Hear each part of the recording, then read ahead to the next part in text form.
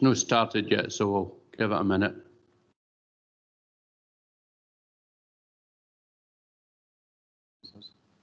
That's us now, so I'll pass to Stuart for the second and the apologies, please. Thanks, Stuart. Thank you, Chair. So Councillor George Mayor. Here. Thank you. I have an apology from Councillor Gordon Jenkins.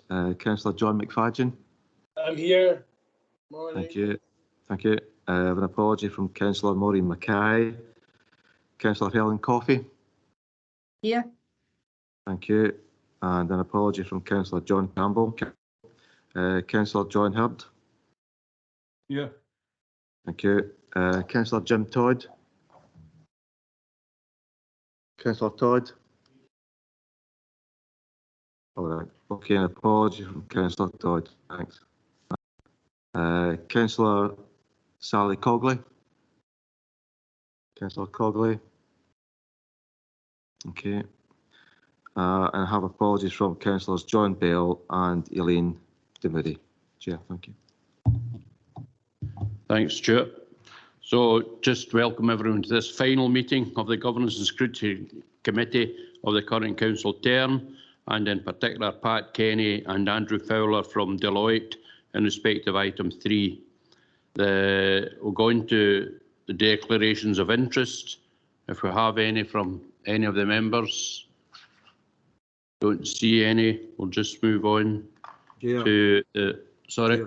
Sorry through you, not in the declarations of interest, but just I've not got access to the scheme of Dells. Can I just ask Stuart to confirm that we are quorum? Because by my reckoning, we've got 4 members at the moment. Yep. So, David, the quorum is 4, so we're okay. Thank you. I thought we were, but I just thought it was important to confirm. Thanks, Stuart. Okay. Thanks, David. Going to the next item on the agenda, which is the previous minutes. The minutes of the meeting of 17th March. So if we can approve these as a correct record. Everyone quite happy? Thank you. And any matters arising? Don't see any hands either. So we'll move on now to item 3, which is the planning report to the Governance and Scrutiny Committee of the 2021-22 audit. And I think we're going straight to Pat Kenny from Deloitte. Thank you. Thank you, Chair. Andrew, my colleague, is actually going to go through the paper this morning, but I'll be happy to answer any questions that the committee might have at the end. So I'll just hand over to Andrew. Thanks. Good morning, councillors. I'll keep it quite brief because there's no point in reading out the paper again, but I'll just talk through the main messages in our report. So the first section worth bringing to your attention is the materiality calculations, just to satisfy yourself that you're happy with those. So we calculated our materiality as we have done in the past based on forecast gross expenditure.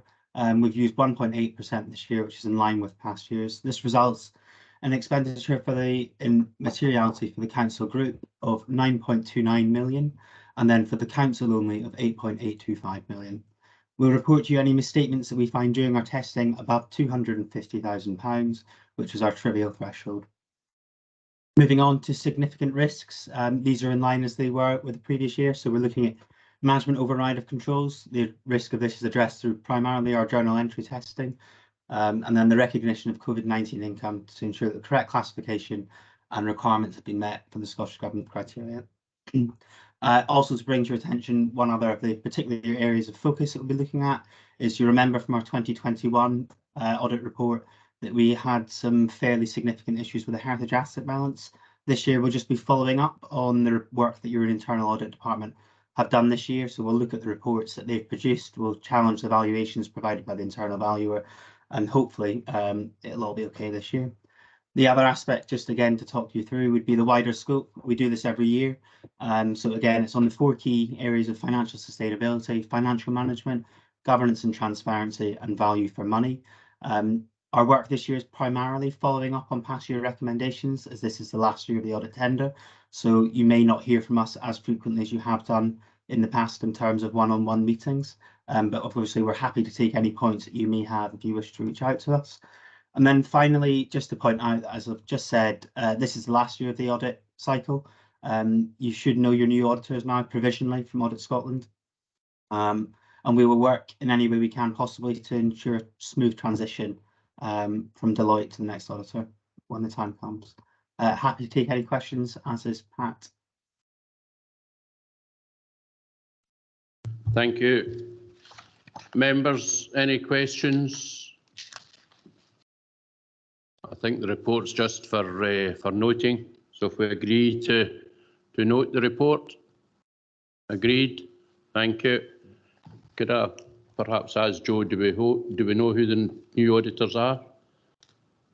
And through you, Chair, yes, we've been given preliminary notification of our auditor for the next 5 years, which is at this moment in time scheduled to be Audit Scotland. So a return to Audit Scotland for us, and Pat and I will work through the process this year in terms of that handover. If I can just add one final point in terms of Andrew's comment on heritage assets, and the committee will be aware of the significant challenges that arose last year. Grateful to Pat and Andrew for the work last year, and to Andrew for the work he'll do this year. But just to reassure committee that in light of the recommendations made by Pat and Connor last year, that significant work has been done since then through senior officers in finance and ICT, through senior officers in the Leisure Trust, supported by our internal auditor as well, just to make sure that we now have robust arrangements in place for the valuation and the identification of heritage assets, given the issues that were arisen last year. So I'm hoping that as we go through the process this year, that it's a lot calmer than it was last year, Chair. Thanks, Joe. Thanks for that. Members, any questions? No, don't see any hands. So we're happy to move on, having noted the report. So next on to item 4 in the agenda, which is on page 52. And it's a report by the Chief Auditor on the corporate fraud team. So I'll hand you over to Ailey. Thank you. Thank you, Chair. Good morning, everybody. The report is laid out in the usual format, and it's the annual update report for the corporate fraud team.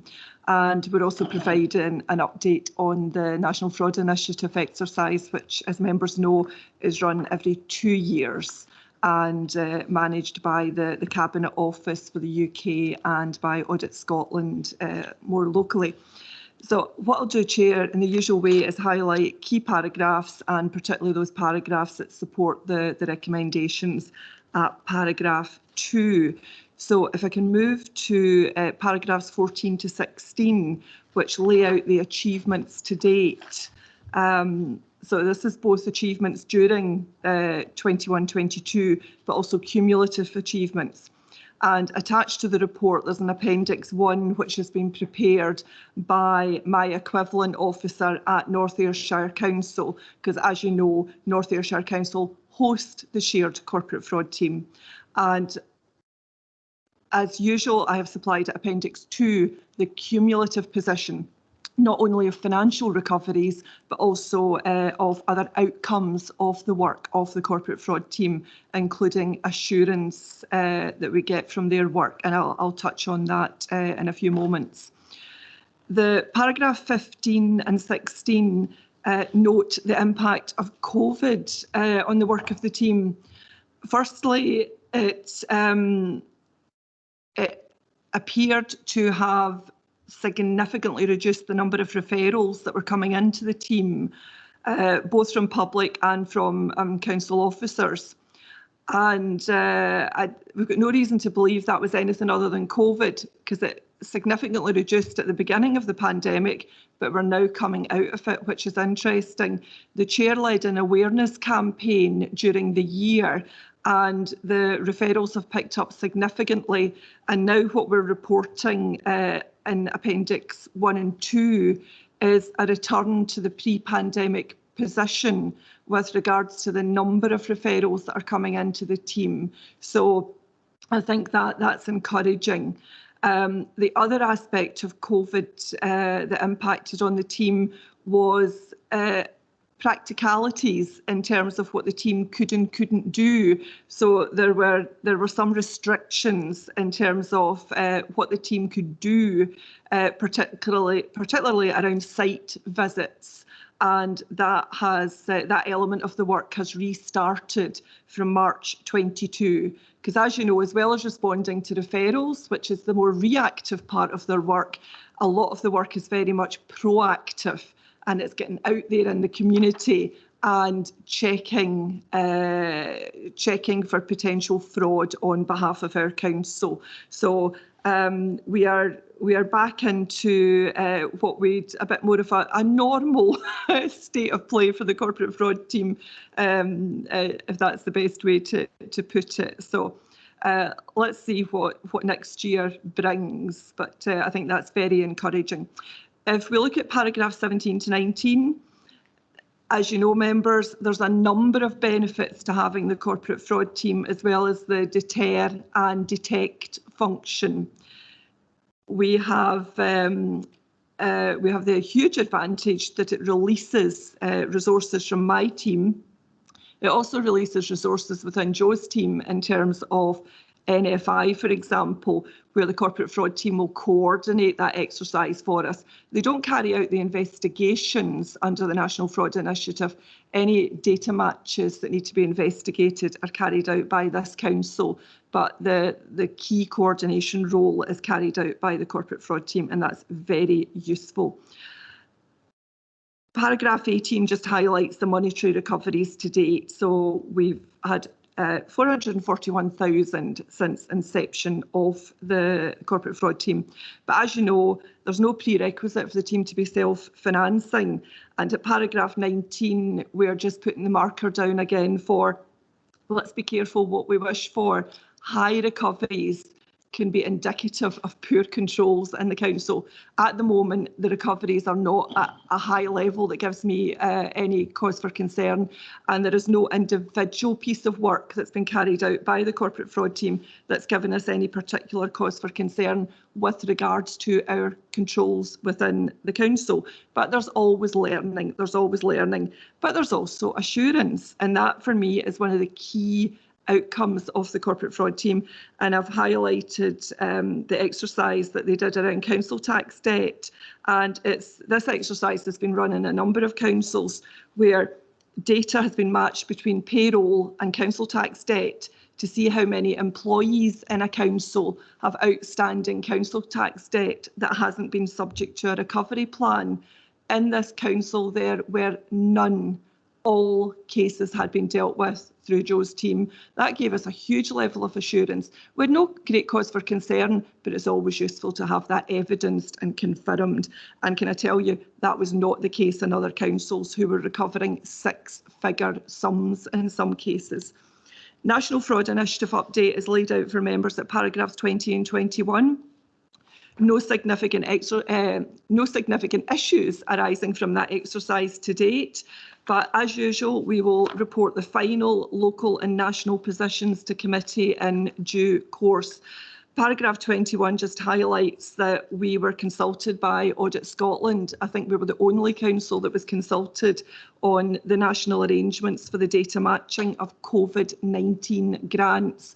And that was due to Audit Scotland's knowledge through our national networks of the robust approach that we had taken at East Ayrshire Council with regards to the control environment for those substantial COVID-19 grants. And if we look at the next two paragraphs, paragraphs 22 and 23, paragraph 22 highlights the opinion of external audit of Deloitte in terms of that control environment, identifying the positive and strong arrangements that we had put in place as a council. Paragraph 23 is a more recent observation by the Scottish Government's head of the counter fraud profession, who met with us a few weeks ago and concluded that our arrangements for COVID grants in the council were impressive. And those arrangements were supported by the corporate fraud team. So internal audit, along with other colleagues in the council, this is very much a corporate approach, but absolutely involved the corporate fraud team. So the last paragraph I'm going to mention, Chair, is paragraph 24. Cabinet back in June, when they approved the 3-year extension for the arrangement with North Ayrshire Council for the corporate fraud team, had asked us to revisit the possibility of South Ayrshire Council participating in the joint working arrangements. There's been a bit of staff turnover both at North Ayrshire and South Ayrshire, so I'm currently speaking to the new post holders about that potential option. But I have to say that because the South Ayrshire are not formally in the partnership, doesn't mean we don't all work together. We have very strong connections pan-Ayrshire, including pan-Ayrshire Chief Auditors meetings. So any intelligence will be shared between the 3 councils. So that I will update committee as appropriate in any changes there. But just absolutely to reassure committee that we have good working relationships at the moment, pan-Ayrshire. So, Chair, that's everything I wanted to say on that report. Thank you. Thanks, Ellie, for a comprehensive report, as usual. Members, any questions? I don't see. Oh, John Hurd. Yeah, thanks, Chair. Thank you very much for a very good and clear report. And thank you for the good work that you do. You mentioned sharing between the 3 councils. Is there a threshold or a set of guidelines whereby you would share information on fraud with the police or the Crown Office? It seems to me there's potential here for some intelligence to be gleaned around serious and organised crime or an international dimension. Is that something that you do? Through you, Chair. Councillor, yes, we have a policy in the council, as you're aware, that all frauds will be reported to the police, and that remains the case. Quite often what you find is where something has gone wrong, it's not always a fraud, quite often it can be an error. We found that with a number of applications for the COVID grants, which were stopped, that I don't think there was any fraudulent intent. I think it was error on behalf of the applicants, and who can blame them? It was a very, very difficult set of circumstances for everybody over the past 2 years, and particularly if you were, trying to support your business and for your business to survive in those conditions. There are good established relationships with the Police Scotland unit up at Gartcosh, and we have a link with well, he's just about to retire, but the Chief Inspector from that unit is a good colleague, and we deal with him through the Chief Auditors group nationally, the SLACIAG group. During the COVID grants exercises during the last 2 years, there was very much not only the local approach, but nationally we were supported by all suspected frauds, and all councils were shared nationally. And a list was issued, I think, on a daily basis. And by a few months into that process, we were up in the 4 figures nationally. Some other councils seem to have more attacks than certainly we had. We were in very, very low levels. Generally, the Scottish Government's view, and I've got to say it's my view, is that the control environments within local authorities were very good. Most grants were linked into non-domestic rates, unique identifying numbers. So there was an inbuilt control there. But yes, there is a relationship, a good relationship with the police. Usually what happens is that the investigation will be done within the council, usually by my team, and a case notes handed over to the police to allow them to progress. The corporate fraud team works slightly differently. They have a direct route into the Procurator Fiscal for specific areas. And through our Chief Auditors group nationally, that option is the widening out of that option for local authorities to have more direct access to the Fiscal's office has been investigated over the last few years. So there's always room for improvement in these areas, but I think at the moment the arrangements we have within this council are as good as they possibly can be. I hope that answers your question, Councillor. Yes, thank you. That's a comprehensive answer and is quite reassuring. Thank you. Thanks, John. Sorry, David, you wanted to come in? Just very briefly, just to supplement what Ailey said, we've always had a defalcation policy. It's quite an old one and it's on Ailey and I's list in terms of just a refresh and an update. I think it's so old I wrote it with Colin Houston, for those that can remember him. But it still stands the test of time. The threshold is basically if there's evidence of criminality, we will report to the police. That's in relation to specific incidents. The only other thing I wanted to add in terms of that arrangement is we also have the overarching contest arrangement. So if there's broader issues or concerns, the difference between factual reports, this is what we think happened, criminal investigation and possible charge and trial, then if there's broader information to share, we would do that under the contest arrangements, which have been pretty effective up until fairly recently, but they kind of get put on hold. There was a change of personnel and then with COVID, so they're kind of on hold at the moment and they just need to find a kind of new iteration. But we do generally and regularly engage with police colleagues and share what you might call intelligence, which is beyond individual cases referred for prosecution. So we work at both levels, and as Ailey says, there are good relations with the police. There's a police unit in Ayr that we can engage with and share any concerns, and they can do their own investigation and come back. So we do take care of that, and we do engage with the police, both in specific cases and more general information exchange where it's appropriate to do so for the purposes of preventing, detecting crime. Just get that in for GDPR. Thanks, David. Thanks, David. If there are no other questions, can we agree the recommendations at paragraph 2 on page 52, which is to note the various paragraphs in the report? Agreed. Thank you. We can now move on to item 5 in the agenda, which is on page 61.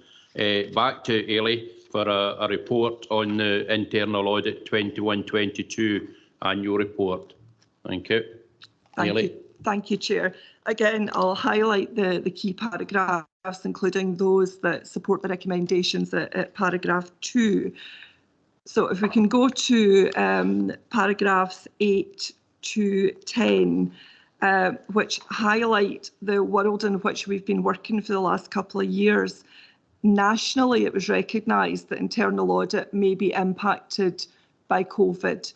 It may be the case that we can't conclude individual assignments, or we may not be able to provide an annual opinion. And one of the key reasons for producing this annual report is to provide the annual opinion for the annual governance statement, which Ian Tuff will bring to us later in today's agenda.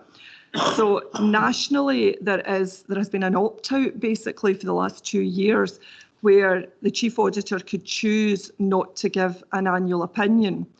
We haven't had to do that. We didn't need to do it in year 1 in 2021, and we haven't had to do it in 21-22.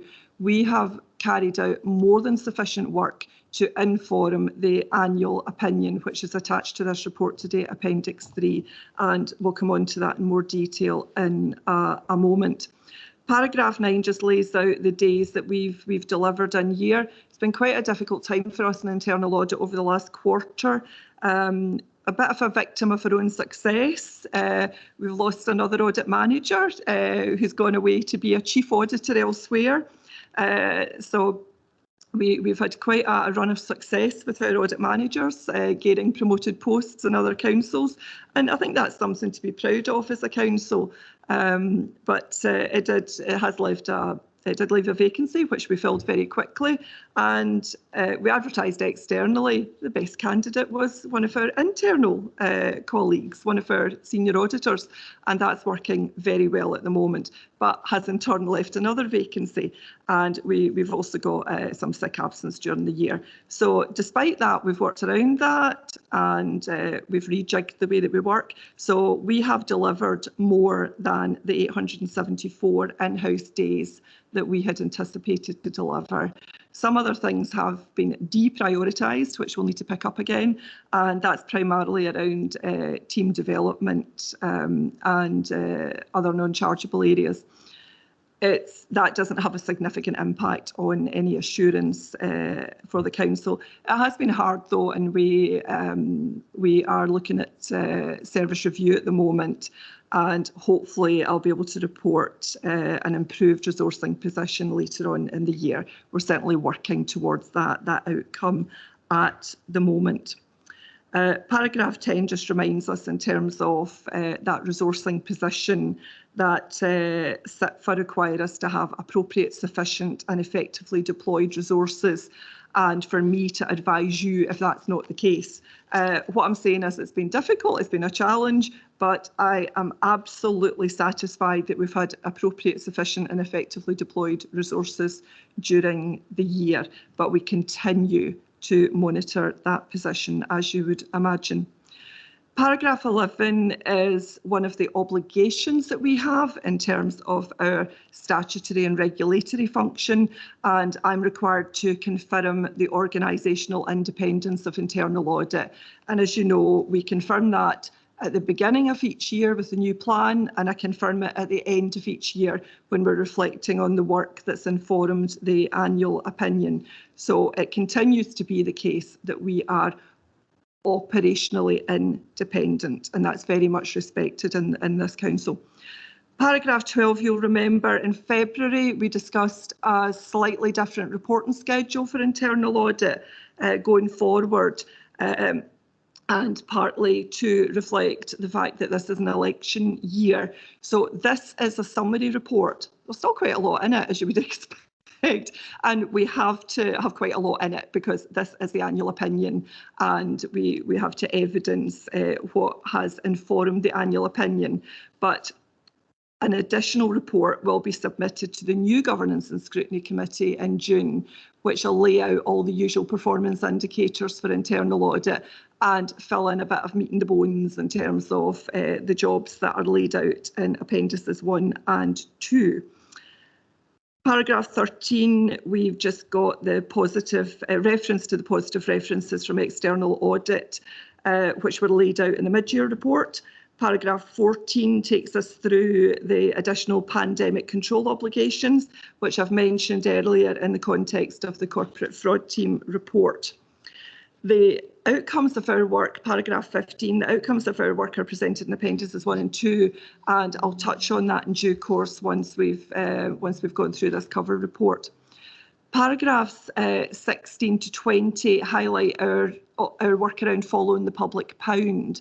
As you know, the Council has an obligation to track funds across organisational boundaries, and in terms of our internal audit work, that is primarily around work that we do in the control environments for the Ayrshire Roads Alliance, the Leisure Trust, the Integration Joint Board and the Ayrshire Growth Deal. If we move on to paragraph 18, which as well as highlighting the work that we've done for the Leisure Trust, and the funding agreement with the Leisure Trust requires me to tell you if there's any significant issues that have arisen during our work with the Leisure Trust during the year.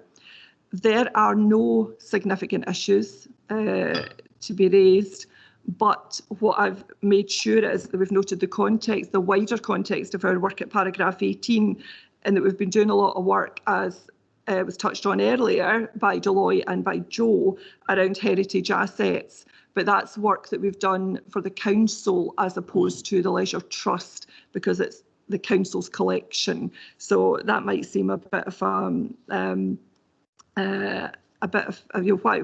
are we mentioning that distinction? The reason is because the the bulk of our work around the Leisure Trust has been done under the Council's audit plan this year. And what I'll do when we move on to the appendices, I'll highlight the outcome of that work for the Council. But the other work that we've done specifically for the Leisure Trust, which is involved looking at their website controls and other aspects of their work, hasn't resulted in any significant issues that need to be raised with committee. Paragraph 19 reminds us that the work we do for the IGIB is brought back to this committee later in the year. So in September, I'll bring the annual update report for the IGIB to Governance and Scrutiny, as well as going to the NHS Audit Committee with an annual report as well. There's nothing at the moment of significance arising from the IGIB work. I don't anticipate there'll be any issues of significance to raise in September, but that report will be brought to you at that point in time. Ayrshire Growth Deal at paragraph 20. As you know, I am the coordinating chief auditor. I think it's probably the best way to describe it for the three councils' internal audit work for the Ayrshire Growth Deal. And I took up a 2021 annual report and a 21-22 plan to the Joint Committee in September 21, and that tends to be our main engagement with the Joint Committee, setting out the programme of internal audit work and then reporting back on that work. And in addition, the members of the Joint Committee have access to the individual audit assignments that we carry out for the Ayrshire Growth Deal through the Ayrshire Growth Deal portal. So a lot of transparency, visibility around that work for the relevant parties. The annual internal audit opinion is laid out paragraphs 21 to 23 and then presented in detail at Appendix 3. As you know, the most that we can give in an annual opinion is reasonable assurance based on the work carried out. And the annual opinion continues to be reasonable assurance, and that has been the position since the inception of this council. Paragraph 23 just highlights to committee, you'll recall that earlier in the year, back in November, due to extreme service pressures, we stood down work within the Health and Social Care Partnership. Now, that was within specific control environments within Health and Social Care. Health and Social Care, for the work that's commissioned to the Council, continue to use the Council's control systems, so for example for payroll and creditors. So the Health and Social Care Partnership continue to benefit from that audit work, as well as the ongoing work for the Integration Joint Board, which was not stood down. So there has still been a level of coverage there, and the specific assignments that were stood down are currently under consideration with the Director of Health and Social Care for inclusion in the 22-23 plan. So, Chair, I'll just very quickly touch on appendices 1 and 2, which give us, hopefully at a glance, the position with regard to the work that we carried out in 21-22. The green items in green are either assignments that have been completed or the work is in progress. And where the work's in progress, most of it is at the final stage. And on the far right-hand side, we have a comment as to the outcome or the current position of the assignment and where it's appropriate, the assurance level. Not all of the work we do results in an assurance level, because a lot of the work we do is advisory work. And that's a very, very important part of the work that we do. And that involves us particularly going in with early engagement with change processes in the council. And that type of work has been highlighted as good practice nationally. So I'll highlight a few of the jobs. Job number 1 is our ongoing work around COVID assurance and anti-fraud, which I've mentioned highlights on there earlier, and I've summarised the outcomes there in the far right-hand side column. I just wanted to highlight down at small advisory at number 7, we allocate around about 20 days a year for small advisory, and that tends to be folk picking up the phone, sending me an email. It tends to be small advisory jobs that I deal with predominantly. We dealt with 72 referrals last year. I couldn't believe it when I added them up. it's great. I think it's fantastic because it means that we're seen as being approachable, which is absolutely the way we need to work. We work with people. So I'm really pleased at that, because I think for me that's a good indicator that people are working with us and are approaching us. And there's been a myriad of the small advisory work there that we've been involved in, from financial controls to stores controls, and really it's just quite often interpreting what the policies mean in a particular environment for a service. And usually they've understood it and they've got it right. They just want a wee bit of assurance in terms of what they're doing. So that's I think, notable. Job 15 is, I'm highlighting because it's work around one of our core systems in non-domestic rates.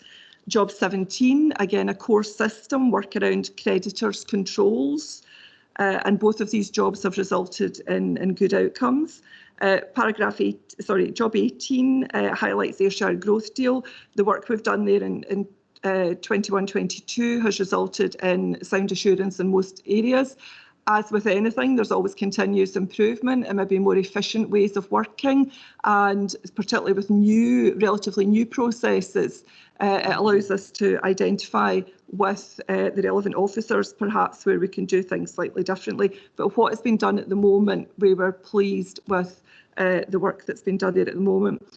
Job 19, payroll assurance. So we've done some testing within payroll during the year, and that was particularly around starters and leavers, and that was potentially an area of risk during COVID, with particularly the number of new starts that we were having, and particularly within Health and Social Care Partnership. So again, reasonable assurance, no significant issues arising there. I'll highlight Job 33, which is on page 72, which is heritage assets, and that was added to the plan at mid-year. And at the moment, and I've advised Deloitte of this position, the report is still being prepared, but I'm satisfied that within the scope of the audit brief, our finding is sound in most areas. There has been a lot of continuous improvement work done around the recording of the heritage assets.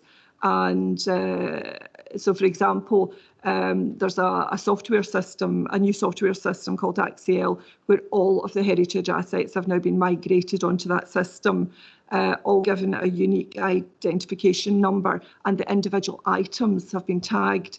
We sampled quite a large sample. We sampled 400 items over the last few weeks and had no trouble finding the items either in the paper records, or sorry, on the electronic records in Axiel, or indeed on the floor. So the physical existence was confirmed as well. So the report will be issued in due course, but absolutely satisfied it's sound in most areas. The last job I'll highlight there is job 36, which again was added at mid-year, which was looking at the lessons from the cyber attack on SEPA. And I'm always impressed by our ICT service, but it doesn't mean we ignore them in terms of audit work. We very much go in and we look for the evidence, and we look to see what's happening on the ground. Not only did our ICT colleagues have internal audit, they've also had the internal auditors of SEPA looking at what they do. So we had a sort of a joint approach there, which I think has worked very well. We've yet to conclude that work, but at the very least, it will be reasonable assurance. It will probably be a higher level than that. But very impressed with what's been happening within the ICT service with regards to that work. Chair, I was just going to finally touch on Appendices 2 and 3. Appendix 2, all I wanted to say was these are all the follow-up assignments that we do. And as you know, we go in and we test every single recommendation we make. Usually about a year later, we go in and we check the evidence to ensure that the recommendations have been implemented. This council has got a track record of implementing every single internal audit recommendation unless there's a reason why it's no longer relevant. That's the only reason we would accept for a recommendation not being implemented. And as things change, sometimes internal audit recommendations can become out of date, maybe over a year. It happens rarely, but it happens. So we looked, to date we've completed 11 follow-up assignments, and every single one of them has resulted in a score of 100%. So all of the recommendations that we've tested have been fully implemented, and that I think is attributable to the status in which internal audit's held in the council, and the fact that we've got great working relationships with people, and we work with them, and we work with them through the implementation. So just to highlight Appendix 3, which is the annual opinion, and if I can move to page 77 and the section headed up Annual Internal Audit Opinion. The previous pages in Appendix 3 in the opinion have touched on all the key elements through the discussion of the report so far today. And the section headed up Annual Internal Audit Opinion 21-22 confirms that we've done sufficient work, as I explained earlier, refers to the 73 additional inquiries that we've dealt with, refers to the COVID work, and also highlights the Pan-Ayrshire COVID work that we've carried out, checking data matching funds in excess of 125 million across Ayrshire to ensure that we can identify any duplication there. And that has resulted in giving us a high level of assurance in the three councils that our colleagues were managing those grants incredibly well. We mentioned the core systems reviews that I highlighted in Appendix 1, the payroll, non-domestic rates and creditors. We're highlighting the cyber work we do in the next paragraph. We then highlight other work that we've carried out just to give it a flavour for that work.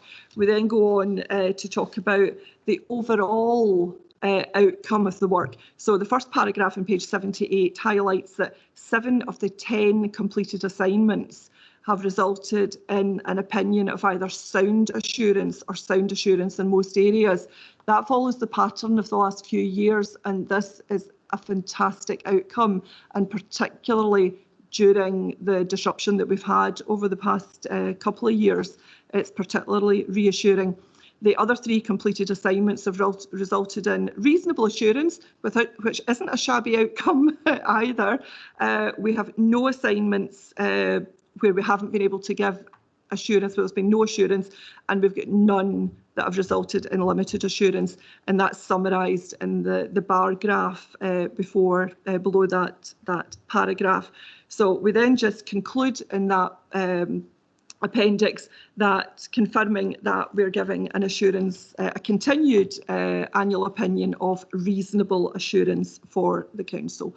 And that maybe didn't feel like a summary report, Chair, but thank you very much for that. Thanks, Ailey. Again, a very comprehensive report, and it really just reflects the hard work that the section has done over the last year. I'm sure the rest of the committee will join in congratulating you on that, and I think we'll also be quite relieved that we can be seen to be leaving the council in a good position as we end the GNS cycle for the last 5 years.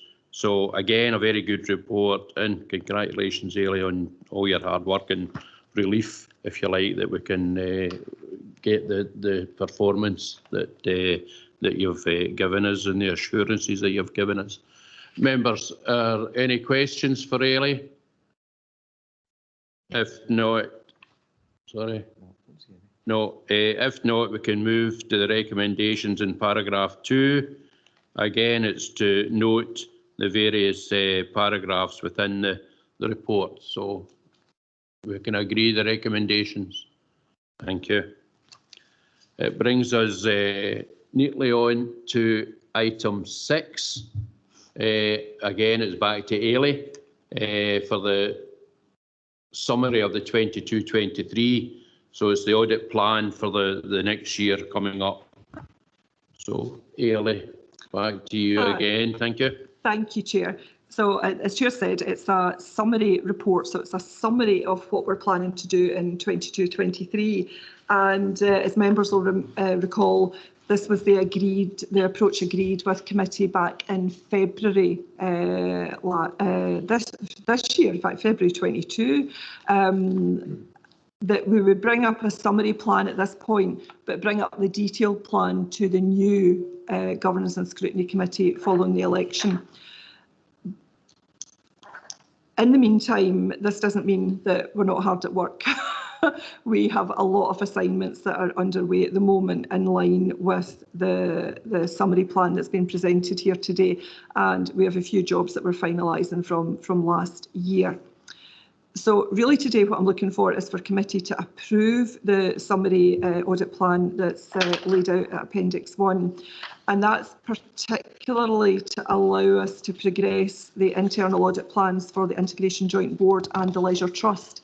Because as you know, this committee agree an allocation for the work for the IGIB and the Leisure Trust, but the audit committees of those two entities then agree how those days will be used according to the risk assessment within those bodies. And I also wanted to use this report to update committee on the planned service review, which I touched on earlier today. So I'll just highlight a few of the paragraphs, Chair. Laid out the SIAS obligations from paragraph 8 to 16. And I'm not going to go into those in any detail. They'll be very, very familiar to committee, and we'll lay those out again in the detailed report that will come up to the new committee in June. And we will also cover these at the members' induction, which is planned for May. So we're all familiar with the statutory and regulatory requirements surrounding the work that we do. The paragraph 14 refers particularly to the important aspect of whether there's any inappropriate scope or resource limitation on the work of internal audit. And I'm glad to say that position hasn't changed. We've been able year on year to give you assurance that we do not have any inappropriate resource or scope limitations. Nobody prevents us from doing anything in terms of pursuing our internal audit work, and that position was agreed with the CMT in their consideration of this report last week. So that's it's an aspect I wanted to highlight because it is particularly important to me that we've got a culture in this council that continues to support that independence of internal audit. The span of our work is laid out in paragraphs 17 and 18, and we've touched on that, and I think committee are well aware that the scope of our work has increased significantly over the last few years to cover the various service delivery mechanisms that are in place, and that has led into informing our current service review, and that's laid out within the audit resources section from paragraphs 19 to 24. So if I can move on, Chair, to paragraphs 25 to 28, which lay out the framework within which the audit plan for 22-23 is developed. At the moment, we've calculated we should definitely have 700 days in the year, but we're anticipating that will increase when we come up with the revised audit plan in November following the service review and associated recruitment. So I'm anticipating 700 days will be the very minimum that we will deliver. That includes 35 days each for the IGIB and the Leisure Trust. Up until now, we've allocated 25 days in each year for those two bodies. 35 to me seems more appropriate. We tend to do more than the 25. There have been some jobs that have been delayed by COVID, but we've also just got more complex areas that we're involved in with both of these entities. The paragraph 27 indicates to committee the principles that we'll apply in preparing the detailed risk-based plan. So we've now developed a number of rolling programmes of work. So that includes programmes of work for the core systems, so for non-domestic rates, creditors, payroll, which we carried out in 21-22, ICT and cyber security, where our rolling programme is based on the National Cyber Security Centre steps to good practice, and we're also still reflecting on COVID-19 risks in terms of informing the audit plan. We also will reflect our obligations under following the public pound. Paragraph 28 just puts the marker down for the aspect that I mentioned earlier in terms of the extreme service pressures that are still the case within the Health and Social Care Partnership. So we need to be careful in terms of that risk assessment of what's appropriate and proportionate to do within that control environment in 22-23, and that's under discussion at the moment with the Director of Health and Social Care, and we'll report back to committee in June with regards to the outcome of those discussions. Paragraphs 29 to 31 lay out the principles behind the work that we'll be doing for the IGIB and the Leisure Trust. And just putting the marker down at paragraph 31, the NHS Ayrshire and Arran also contribute days to that internal audit work, which I oversee for the IGIB. So, Chair, just to move to Appendix 1 and just to highlight the current proposed utilisation of the 700 days. So 630 days allocated to the rolling programmes of work, including follow-ups and including in any investigations for the Council, 35 days for the IGIB and 35 days for the Leisure Trust, with the proposal that we are bringing back a detailed report in the usual presentation to committee in June. Thank you. Thanks, Ellie. Members, any questions? Not seeing any hands. So can we have a look at the recommendations on page 79, paragraph 2? The first two are to approve the summary internal plan in compliance with the obligations, and the subparagraphs 3 and 4 are to note various paragraphs within the report. So can we agree these recommendations? Agreed. Thank you. And thanks, Ailey. You've had a hard time with these various reports coming up to committee, but thanks very much for all your hard work. We're now moving on to item 7 on page 87 of your report, and it's Ian Tuff who's coming in to give us the report on the statutory performance indicators. Over to you, Ian. Thanks, Chair, and good morning, members. So the report is a look back at our performance for the year 2020-21, and there are 3 recommendations set out at paragraph 2, and again I'll touch on some of the detail around those. But the first recommendation is for completeness, really, to conclude the 2020-21 SPI reporting to the committee. When we last reported this back in September last year, then it was incomplete, so we have now got the additional measures and we're reporting them for information. The second recommendation is around the local government benchmarking framework, again for the same year, 2020-21. The LGBF allows us the opportunity to compare our performance against other councils. And then lastly, the third recommendation is a look forward really to our future performance reporting for the coming year, or for 2021-22, and that's set out at paragraphs 44 to 50.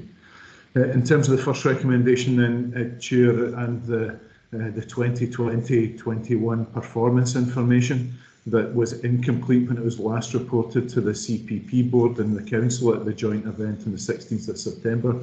There were 6 indicators out of the 55 statutory performance indicators that weren't available at that time. So as I said, for completeness, we report them to Governance and Scrutiny Committee, and they're set out from paragraph 10. They relate to school meals, winter maintenance, energy performance, planning applications, destinations of school leavers, and educational attainment. From that then, Chair, we move on to the local government benchmarking framework indicators for that same year, 2020-21, and they're set out from paragraph 30 onwards. This is, as I said, where we compare our performance against the LGBF indicators. These are separate indicators from the SPI, or the statutory indicators, so there are more of them. There are 97. And at the time of writing, we've got 74 of those indicators now complete. So paragraph 35, Chair, we just summarise that. So with regard to East Ayrshire, 50% of the performance indicators for which data was available appear in the top 2 quartiles in 2020-21. Now that's a slight drop in the performance compared to previous years, but if you look back at the historic position then from the 2010-11 period, so that 10-year period, then we've actually increased our performance there from 43.5% up to 50%. The detail of that is set out at Appendix 1. Paragraph 36 just records that there were 19 LGBF indicators excuse me, that appeared in the first quartile for 2020-21, including 13 indicators that were ranked in the top 5 in Scotland, and we've included the 13 there in bullet points below paragraph 36.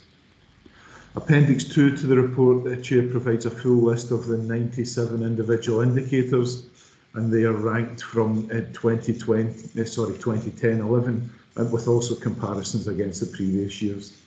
We have seen an improving and maintaining performance in 54.1% of the indicators between 1920 and 2021, and an improving longer term trend in 71.4% of indicators over the last 10-year period. In addition, indicators in the bottom quartile, so that's the least performing indicators, are set out at Appendix 3.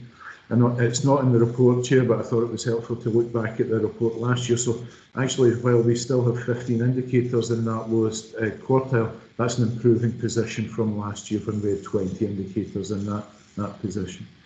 So the indicators set out in paragraph 39 are not complete, so that's just a list of those ones that further information will be provided, and that will be included when we come back to the full council and the CPP board at our engagement event in September. And lastly, Chair, just very quickly, the future performance reporting is set out at paragraph 44, 45 and onwards. And that reflects the Accounts Commission direction for 2022.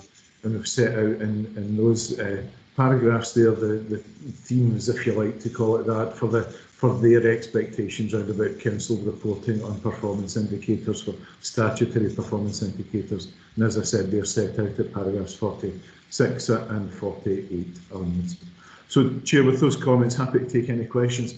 Would just probably put a little health warning in that clearly the report covers a lot of detailed operational and service performance, and whilst I'll try and answer questions on any of that, it may be that we would have to come back to elected members if they're looking for any more detail. But as I said, try and answer any questions that you may have. Thanks. Thanks, Ian. It's impressive to note that although there might be one or two variances, the general trend is improvement over the last 10 years or so, and that's a good indication, if you like, that we're doing better as we should be. Members, are there any specific questions for Ian? John, I see your hand up. Councillor Hare. Yeah, thanks, Chair. Thanks, Ian, for that report. You're right, there is an awful lot of detail, and I apologise if I've missed this question in the fabric of the report. But at Appendix 2, where monetary values are given for 2010-2011, are they adjusted for inflation, or are they just the bald figures from that year?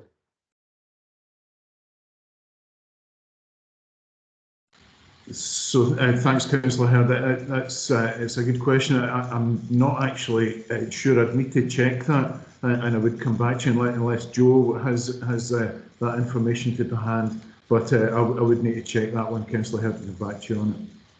Thanks. I was just thinking in relative terms for expenditure. That's all. Thank you. Joe. And through you, Chair, Ian, I'm not convinced that they'll be adjusted for inflation, but I think we'll do a quick check. But I think, Councillor Hare, they are as reported over 10 years ago, but we'll come back to you.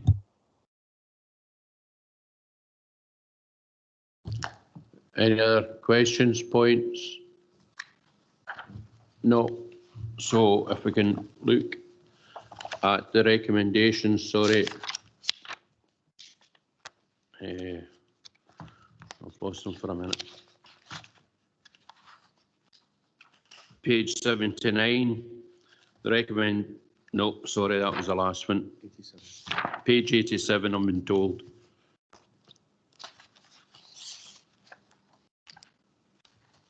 Yeah, the recommendations are at paragraph 2. It's really to note the updates and the various points throughout the report. So if we're agreed, we can move these recommendations. Thank you. That now brings us on to another report by Ian, the local Code of Corporate Governance, the annual report. Yep, thanks again. Thanks, Ian. Sorry.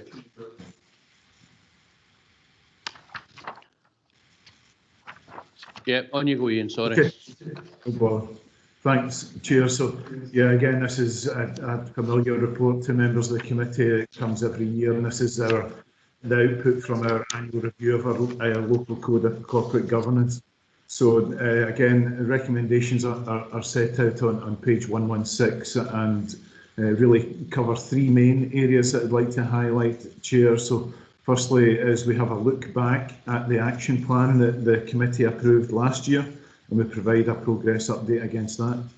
We ask the committee to approve the annual governance statement that's set out at Appendix 2, and that is then included with the Council's annual accounts. And Ailey's already touched on this because it is founded on her opinion, which she's already provided you with information in our previous reports. And then the last element of the report is the look ahead and the improvement action plan for 2022-23 around our corporate governance arrangements. So with those introductory comments, Chair, just turning firstly then to Appendix 1 and the look back at the actions we had in our last improvement plan. There were 10 actions within that improvement plan, and the really positive and solid progress we've made is recorded there. So you'll see that of the 10 10 actions, then only one of them is not recorded as a green or has been fully achieved. And that action is actually still well in progress. In fact, yesterday we had a dedicated session of the Council Management Team to look at our strategic self-assessment as part of the development of the new strategic plan.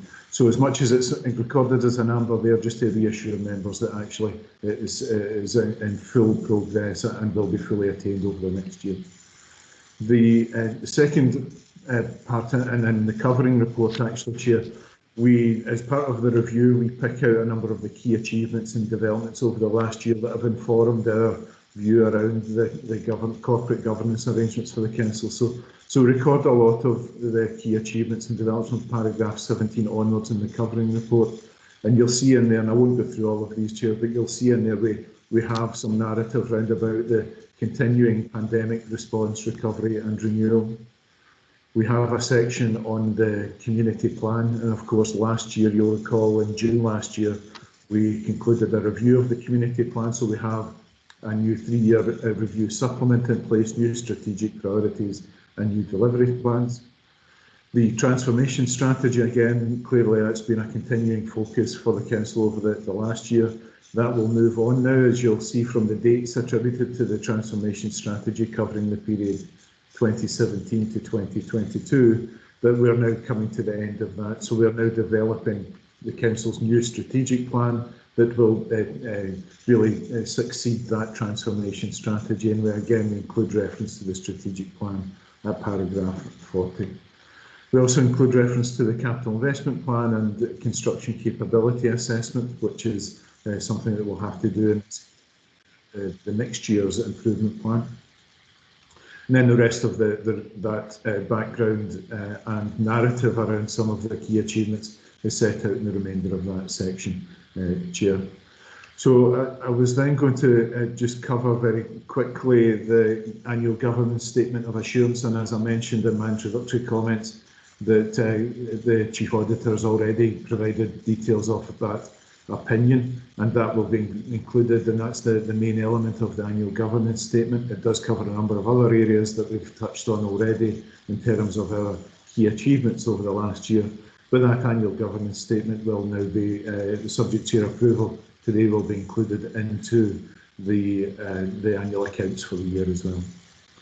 And then lastly, Chair, the look ahead, as I mentioned, which is set out in the third appendix, includes 14 actions. These are actions that you will be familiar with because some of them are rolling actions that we've had for some time, and you'll clearly see reference there to in the appendix to the actions around the strategic plan to make sure that we are developing and implementing that as we've committed to do. Actions around about the growth deal, health and social care, and particularly the implementation of their strategic plan. But on a similar note, the National Care Service for Scotland, and you'll recall the Council responded to the consultation on that last year, and we are now expecting legislation to be introduced in 2022-23 for the creation of the National Care Service for Scotland. So again, that's clearly a priority for the Council and the partnership going forward in the IGIB.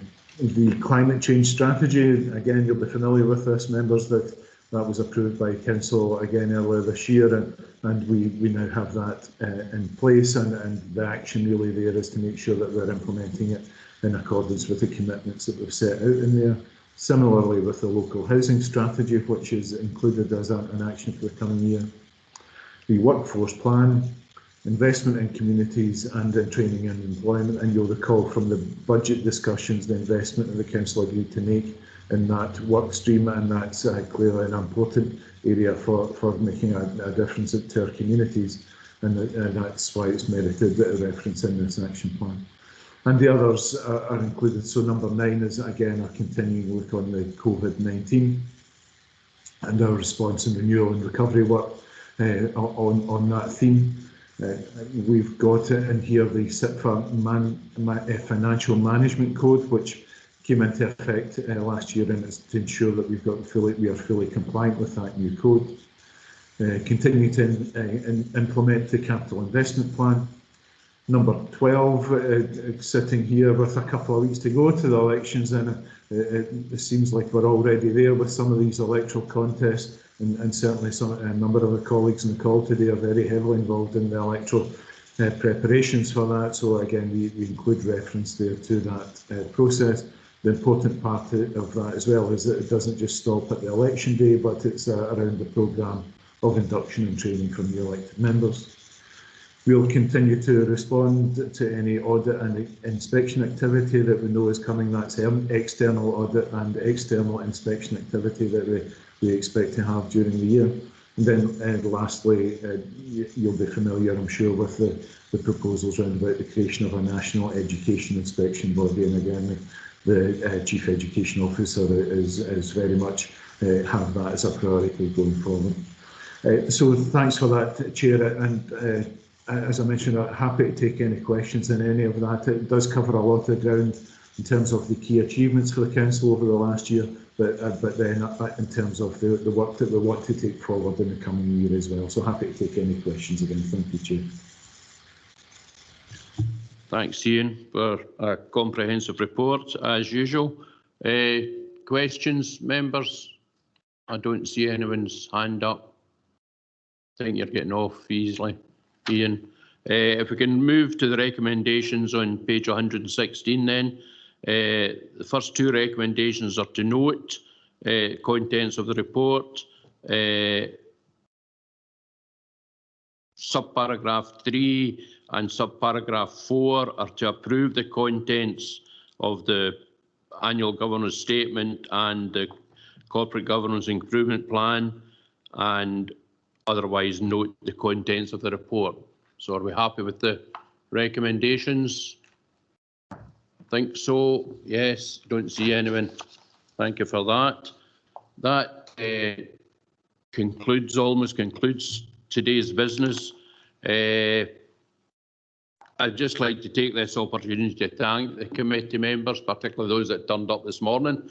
I know it's a busy time for everyone, Councillor Coffey and myself will be standing down, as I understand, are not seeking re-election. Councillors Herd and McFadden will be seeking re-election, so the best of luck to both of you. I'd like to thank all the committee members, both past and present, and the officers and partners, Deloitte, etc., all the various folk that have helped the governance scrutiny over the last 5 years, or certainly over the last year that I've been chair. I would just like to remind you all that there's one further duty to take, and that's next week, where we're going to be carrying out our annual self-assessment on the 27th of April. So I look forward to seeing all the members of the committee there, either in person or remotely, so we can get that exercise carried out and neatly tied up in a pink bow so we can then leave. So with these few closing remarks, thanks everyone, the members here, the officials here today, and the officials that have helped us, as I say, over the last 5 years or so. Thanks very much to everyone. Thank you. Thanks to the Chair. Thanks, Chair. Yeah, thank you, Chair.